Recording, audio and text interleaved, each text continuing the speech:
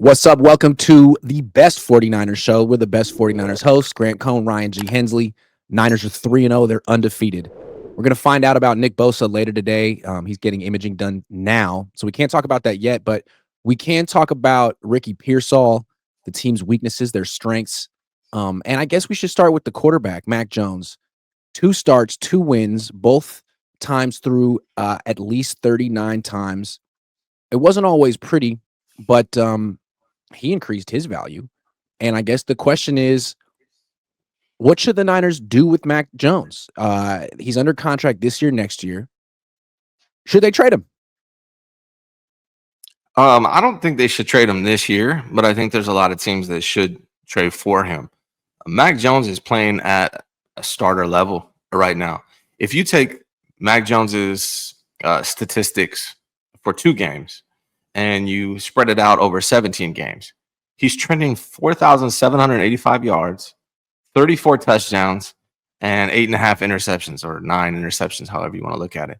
That's a really good season by any stretch of the imagination for any quarterbacks. And there are a lot of teams throughout the NFL that should be looking to trade for Mac Jones. I'd be calling the 49ers if I was Atlanta or Cleveland or Miami or New Orleans, the Bengals, the Raiders. Like, Mac Jones is better than the quarterbacks that they have right now in those places. Obviously, Burrow's hurt. That's why I said the Bengals. But if I'm at one of those NFL teams, I'm calling for Mac Jones. He's showing that he is a starting level quarterback.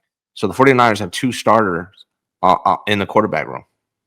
Yeah, Mac Jones could save Cincinnati's season if they had him. He's much better than Jake Browning.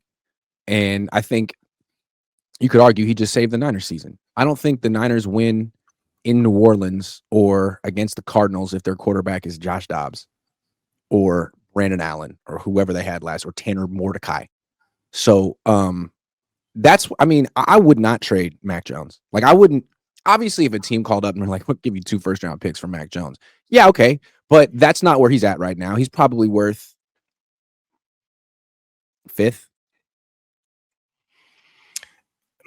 I think he might be worth he might be worth a third. If you're a starting quarterback in the NFL, you're worth a third, I would imagine. So, like, if I'm an NFL team, I'm reaching out trying to get Mac Jones. He's proven that he's a starting level quarterback in the NFL to me through these. It's just 2 games, and obviously, if he goes to another team, that he may not look as good as he does here with the 49ers. But what he's doing without Brandon Ayuk, without George Kittle, without Jawan Jennings in this last game, without a great offensive line. And one of the knocks on Mac Jones is his mobility, but if you get the Tom Brady wasn't mobile. You just got to get the ball out quick, particularly when you don't have a great offensive line. And he's been doing that. He's not getting sacked a ton. So if I'm one of these teams, I'm reaching out for Mac Jones. But just like you, if I'm the 49ers, I don't want to do it, because if something happens to Brock, I don't know what Adrian Martinez looks like, but if something happens to Brock, you want somebody that can step in and take his place. And Brock's been beat up quite a bit, and he has been injured quite a bit. So I would keep Mac Jones as my security blanket. It's a conversation you could have in the offseason, because who knows, maybe he plays a couple more games and you could get a 2nd-round pick for him, and it's an offer you can't refuse. And there's other quarterbacks out there that fit the system as well and could do as good of a job backing up Purdy as Mac. So maybe you could figure that out then. But now, I'm kind of feeling like they're going to need Mac again at some point this season, or they have to at least be prepared for that, because their offensive line, it's bad. I mean, Trent's the worst he's been on this team. Connor Colby isn't good yet. McKivitz and Pooney are pretty good, and Jake Brendel's. So I think they got to have 2 quarterbacks. And what I like about Mac, we don't know how good he can be on this team yet. It's true. We don't know. So far, the start's been pretty good, all things considered, but we haven't seen him play with Kittle yet. We haven't seen him play with all the weapons yet. I'd like to see it before you're trading him, because we've seen Brock, and it's good.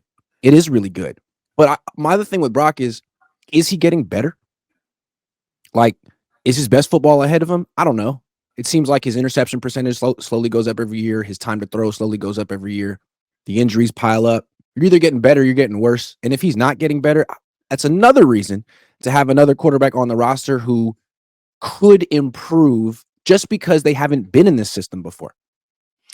Yeah, and I also what I like about Mac Jones is same thing I like about Kendrick Bourne. Same Mhm, thing I like about Diamador Lenore. Same thing I like about the kicker, Eddie Pinero, is his energy. I mhm. like that's important, right? Like last year we were talking about the vibes were down. And a lot of that is, maybe Debo's vibes can be down a little bit, and sometimes Brandon Ayuk, that whole thing could be down a little bit. Moody just always looks miserable and unhappy. What's his name? The guy that walked off the field. So Devondre Campbell, like getting rid of those guys. I hate using this word, but it's like a locker room cancer. I hate that. I wish it was a Yeah. better word. But Yep. these guys are energy guys. It's a big bonus outside of just playing their position, like the energy that they bring.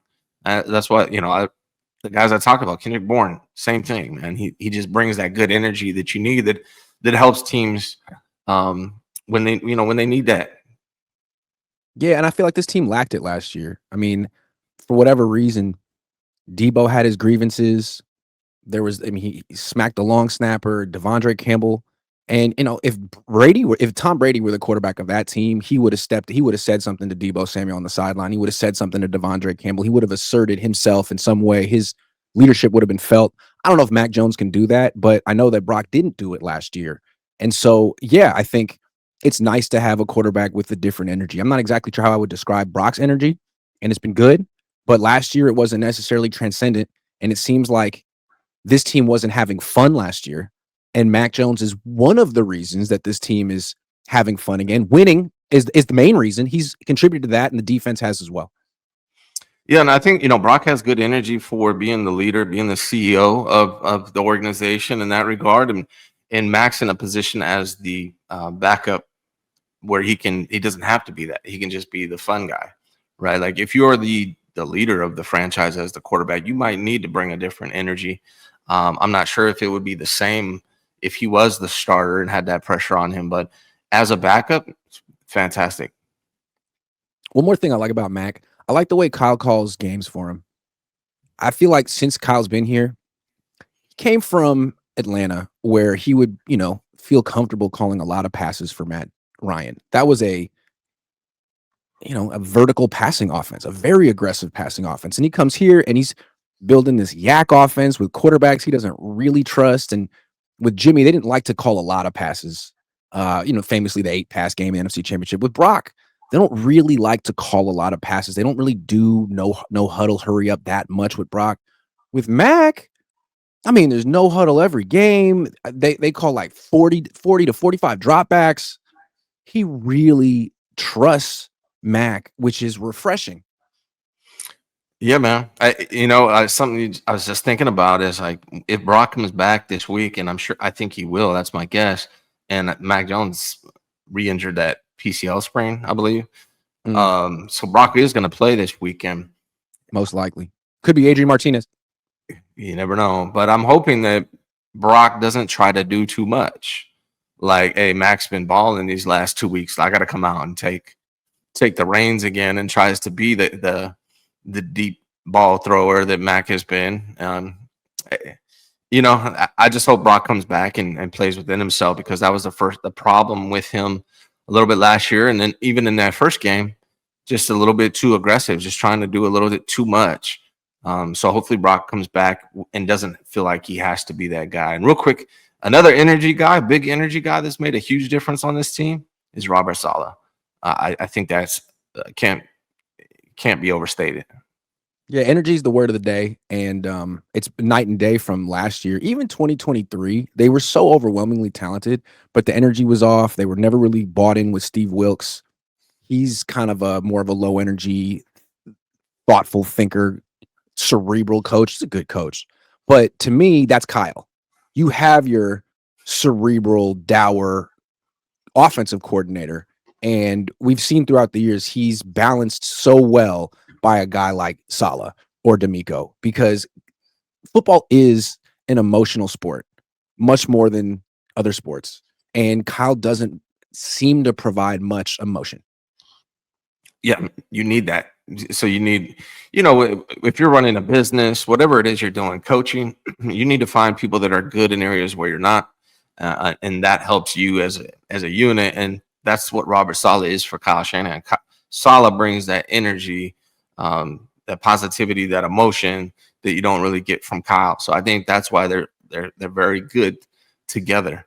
And yeah, and I think Mac Jones is kind of that guy in the quarterback room as far as like emotion, having fun, making it fun for these guys. Winning is fun, also, but it's the vibes, right? The Kendrick Bourne vibes, and I really like Eddie Pinero and what he seems to be bringing in that regard, also. Prize Picks will give you $50 when you play your first $5 lineup. Win or lose, you'll get $50 for playing. Use promo code COHN, COHN, and download the app now. What I like most about Mac, he's thrown a lot of passes, only one pick. That's refreshing. 80 passes, one pick. Man, I can't remember the last time Brock did something like that. And the hurry up offense. We've seen these quarterbacks struggle so hard to make Kyle happy and to do what he wants. And you know what I mean? Like, we've seen Brock, we've seen Mac, we've seen Jimmy. They can do it. But it's so refreshing to see a quarterback just take over and hurry up to the line of scrimmage, get the ball, and him decide where the ball is going to go. I mean, the first pass of that drive went to Ricky Pearsall. Ricky wasn't open. Mac was like, fuck it. I'm not throwing to you anymore. Next pass, Sky Moore. No. Jake Tonjes, Sky Moore, Kendrick Moore. Like, that was really cool. He was just going to the open man. He was in great rhythm. And I mean, I feel like I haven't seen a Niners quarterback do something like that in a very long time. Yeah, I agree, man. And Brock does have a little bit of pressure on him. I know he's secure. He's got the big contract, so that's going to work in his favor. He's been here for a while, but I mean, if he comes out and stinks up the place, like right now, Brock's 2 touchdowns, 2 interceptions. That's 1-to-1 interception touchdown ratio. It's not good. Whereas Mac is 4-to-1, much better. They just won 2 games in a row. So Brock's got to come back and play within himself, not try to do too much, but he can't stink up the place. He stinks up the place, then it is going to get a little weird, right? Like, you just won 2 games in a row with Mac, looked fantastic, and then Brock came in. Like, I think they're going to beat the Jags. They better beat the Jags. But then they got a game against the Rams, and they're a good opponent. And Brock struggled and lost his opportunity against the Rams last year when he could have won it. So it is going to be interesting. I think it's good for the 49ers and good for this fan base that Brock is coming back this week, because if this would continue with Mac Jones, it would create some kind of controversy, I would imagine. And I think this should show Brock that, like, dude, you need to play more like Mac, in the sense that stop holding the ball so long. That's a you thing, because Mac's not doing it and he's not getting sacked. Stop holding the ball so long. Stop running around so much, because that style of play is going to lead to 2 things. Lots more interceptions and more injuries. You got to get rid of the ball. I know you want to be a playmaker to justify the contract, but if you're throwing picks and getting hurt, you're going to get replaced and you're going to hurt the team. Can't have that contract on the bench. You got to play. So play like Mac. Yeah, sometimes I relate it to basketball, like high school basketball. The kids that have all this athletic talent, they kind of rely on that too much. The kids that don't develop their skill set, right, because they don't have that athleticism to rely on. It's almost the same thing with Brock, because he knows how quick he is and how great he is at escaping the pocket. But at times, I think that it can be a negative, because he relies on a little bit too much when he should just stay in the pocket and get the ball out, run the offense. So Brock's got to find that balance. AI25 says, with Purdy's recent injury history, you can't trade Mac. Yeah.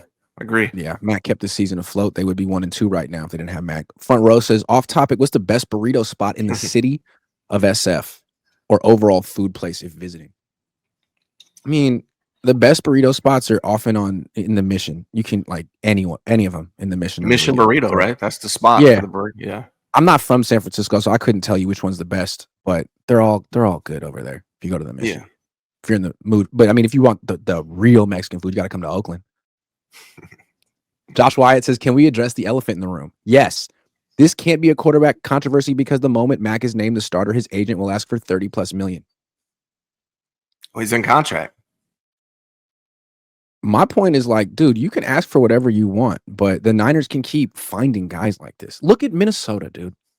Oh, JJ McCarthy might not work out. Oh, well, they just scored 48 points with Carson Wentz, who's on his 11th team. You can find quarterbacks who were former first-round picks, who've been in bad situations, maybe injured, put them with Justin Jefferson or a good play caller and some good players, and it's like, oh my God, he's winning good again. Like the Niners can do this. You don't have to spend just for the sake of spending.